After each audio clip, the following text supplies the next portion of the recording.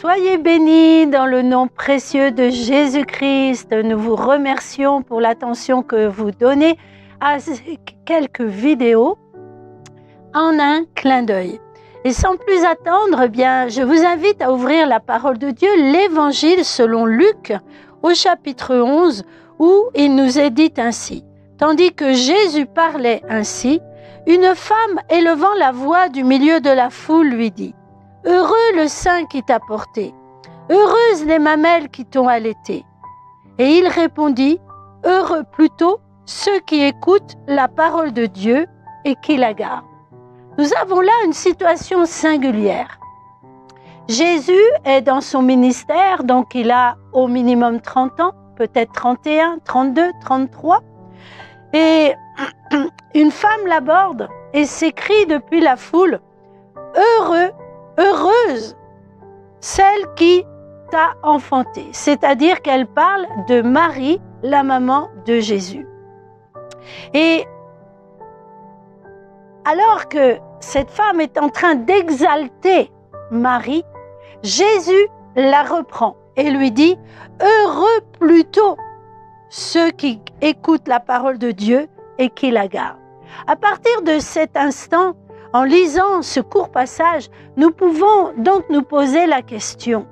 Dans l'exercice de la religion chrétienne, devons-nous adresser nos louanges à Marie ou bien à Jésus? Ici, comme je l'ai dit, nous voyons une femme qui conduit ses louanges, ses bénédictions en direction de la personne humaine, de la maman de Jésus. Et Jésus va détourner ses louanges. Amen. Et dit non, heureux plutôt ceux qui écoutent la parole de Dieu et qui la gardent. Et là, nous pouvons nous poser des questions à l'égard de Marie. Pourquoi Jésus fait-il cela? Pourquoi détourne-t-il cette louange adressée à Marie? Posons-nous déjà une question.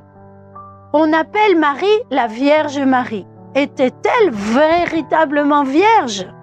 Est-ce que c'est quelque chose de réel lorsqu'on dit que Jésus est né de la Vierge Marie? Oui, nous avons des écrits qui nous le prouvent. Par exemple, l'évangile de Matthieu, où il est dit « Voici de quelle manière arriva la naissance de Jésus-Christ. Marie, sa mère, ayant été fiancée à Jésus, se trouva enceinte par la vertu du Saint-Esprit avant qu'ils aient habité ensemble. » Donc nous voyons ici que cette grossesse n'était pas le fruit d'une relation humaine et charnelle, mais que cette conception a été le fruit du Saint-Esprit. C'est la parole de Dieu qui le dit. Ensuite, la Bible nous dit que en songe, Joseph a une révélation et on lui dit « Ne crains pas de prendre avec toi Marie ta femme, car l'enfant qu'elle a conçu vient du Saint-Esprit. Elle enfantera un fils et tu lui donneras le nom de Jésus. C'est lui qui sauvera son peuple de ses péchés. » Tout cela arriva afin que s'accomplisse ce que le Seigneur avait annoncé par le prophète. Et nous savons qu'il s'agit du prophète Ésaïe, plusieurs centaines d'années auparavant. Quelle était donc cette proclamation? « Voici, la Vierge sera enceinte, elle enfantera un fils. Et on lui donnera le nom d'Emmanuel, ce qui signifie Dieu avec nous. » Donc nous voyons de manière très claire que Jésus, lorsqu'il fut conçu par l'intervention extraordinaire du Saint-Esprit. Donc Marie était réellement vierge lorsqu'elle a conçu avec l'aide du Saint-Esprit l'enfant Jésus. Alors nous pouvons maintenant nous poser une autre question. Marie est-elle donc la mère de Dieu? Puisque on nous dit que Jésus était Dieu lui-même. Marie, donc, est-elle donc la mère de Dieu? Nous allons répondre à cette question avec le prophète Ésaïe qui nous dit, qui nous montre que Dieu n'a pas de mère. Dieu n'a pas de mère. En effet, en Ésaïe 45, au verset 5, Dieu dit, « Je suis l'Éternel, et il n'y en a point d'autre. Hors moi, il n'y a point de Dieu. » Lorsque on dit que quelqu'un a une mère, ça veut dire que cette personne un jour est née. Or, Dieu dit, « Je suis l'Éternel. » Dieu n'est jamais né. Il est. Il n'a jamais eu un jour de naissance. Il n'aura jamais un jour où il mourra. Et puisqu'il n'est jamais né, Dieu n'a pas de mère. Amen. Dieu est éternel. Donc Marie n'est pas la mère de Dieu. Elle est simplement la mère de Jésus, Jésus-Christ, homme. Dieu s'est fait homme. Dieu a pris la forme d'un homme. C'est ce que l'on appelle le mystère de l'incarnation. Amen. Gloire au Seigneur. Béni soit le nom précieux du Seigneur. Alléluia. Ensuite, nous pouvons nous poser la question, Marie est-elle donc immaculée, c'est-à-dire sans péché? Est-ce que Marie était un être extraordinaire, tellement extraordinaire qu'elle a vécu sur cette terre sans péché? Vous savez qu'une certaine doctrine dit même qu'elle a été conçue sans péché. Nulle part dans la parole de Dieu, il n'est dit que Marie a été conçue sans péché. Et je voudrais vous conduire de manière plus précise dans l'évangile de Luc au chapitre 1. Lorsque Marie reçoit la visite de l'ange, elle va éclater en action de grâce, remplie de joie. Alléluia. Lorsqu'elle rencontre Élisabeth, sa parente. Et voici ce qu'elle va dire. Mon âme exalte le Seigneur et mon esprit se réjouit en Dieu, mon Sauveur. Donc Marie est en train de dire par sa propre bouche qu'elle avait besoin d'un Sauveur. Elle n'était donc pas sans péché, comme quelques-uns l'affirment. Ensuite, elle dira ainsi, parce qu'il a jeté les yeux sur la bassesse de sa servante. Donc, elle proclame elle-même qu'elle était une personne de condition humble devant Dieu. La bassesse de sa servante.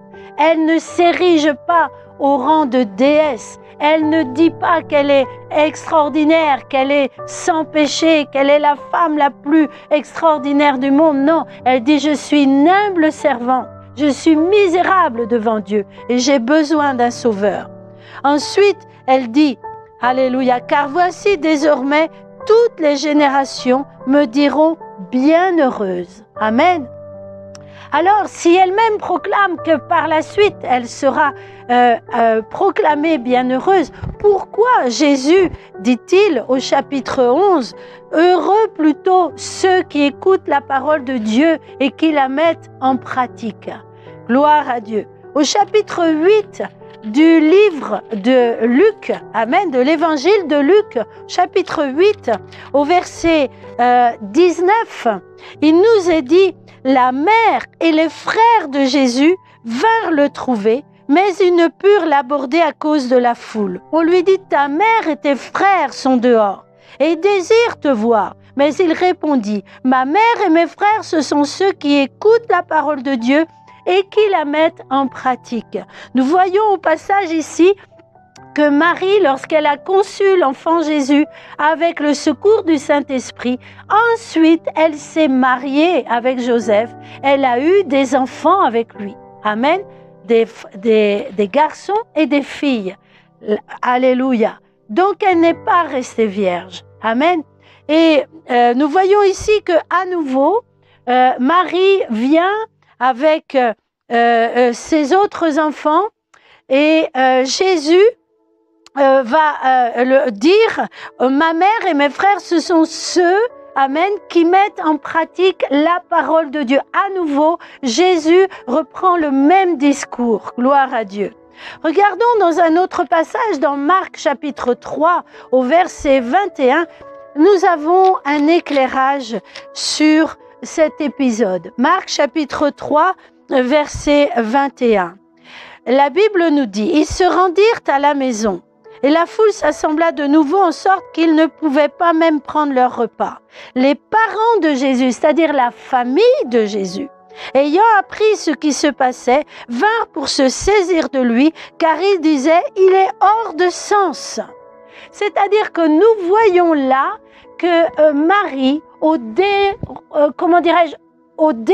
pendant le déroulement de sa vie, elle a d'abord eu cette visitation de l'ange, elle a reçu ensuite la visitation du Saint-Esprit, avec lequel elle a pu concevoir cet enfant surnaturel, car la Bible nous dit sera appelé Fils de Dieu. Amen, Fils de Dieu. Mais ensuite, elle a eu une vie absolument naturelle. Elle s'est unie avec son époux. Elle a eu d'autres enfants. Et lorsque Jésus est entré dans son ministère, lorsqu'il a commencé à prêcher, eh bien, il y a eu dans le foyer une situation difficile. Car Jean nous dit également, chapitre 7 de son livre, que ses frères ne croyaient pas en lui. Donc là, vous voyez que Marie, avec ses autres enfants, se rend à Capernaum, dans la maison où Jésus est en train de prêcher, pour qu'il sorte de la maison, car il pense que Jésus est devenu fou. Donc Marie, amen, était une femme, alléluia, choisie parmi toutes les autres femmes pour porter au monde le Fils de Dieu. Mais Marie avait aussi ses qualités, ses défauts, ses erreurs, ses égarements. Et j'ose le dire, à la lumière de la parole de Dieu, aussi ses péchés. Amen. C'est pour cela qu'elle proclame qu'elle a besoin d'un sauveur. Mais je ne veux pas vous laisser avec un discours négatif sur Marie, la mère de Jésus. Je voudrais vous conduire à la croix du Calvaire. Là se trouve l'apôtre Jean, au pied de la croix de Jésus. Et sur cette croix se trouve le Fils de Dieu, crucifié pour toi et moi, le sauveur du monde, car c'est bien lui qui est le sauveur du monde. Jésus baisse les yeux sur cette terre. Il regarde Marie, il voit sa mère éplorée à ses pieds. Et là, il tourne son regard vers Jean et il dit à Marie, Marie, maman, Marie, Marie, c'est-à-dire dans son cœur, maman, maman que j'aime, regarde vers Jean, c'est lui qui va devenir ton fils.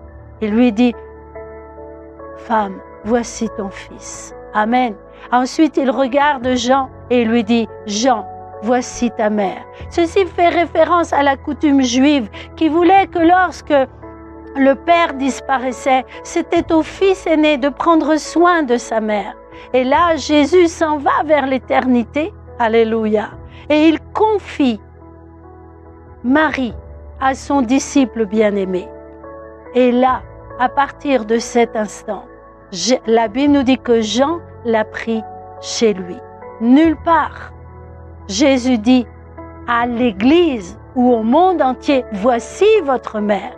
Non, il l'a dit simplement à Jean, son disciple bien-aimé. Ainsi, frères et sœurs, amis, je vous invite à diriger vos louanges, votre adoration vers le Sauveur du monde. Ne regardez pas l'être humain que fut Marie. Elle a eu un privilège extraordinaire qu'aucune autre femme n'a eu, mais elle a eu aussi ses manquements et ses défauts.